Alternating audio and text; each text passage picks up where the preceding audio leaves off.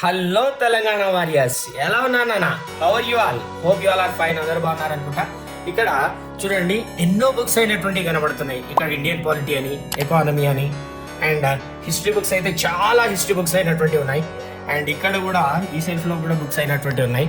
ఇవన్నీ నేను ఎందుకు చూపిస్తున్నా అని అంటే దాని అర్థం ఏంటంటే, ఇక్కడ ఎడ్యుకేషన్ ఇస్ వెల్త్. మరి ఈ రైట్ టు ఎడ్యుకేషన్ అనే కాన్సెప్ట్ మన ఇండియన్ కాన్స్టిట్యూషన్ లో ఉందా లేదా? ఇఫ్ పాసిబుల్ కుదిరితే అందరు చెప్పడానికి ట్రై చేయండి కమెంట్ బాక్స్ లో. ఎస్, ఉంది. Article number 21A అయినటువంటిది 86th constitutional amendment ప్రకారం యాడ్ చేయడం జరుగుతుంది. Free and compulsory education in between 6 years to 14 years.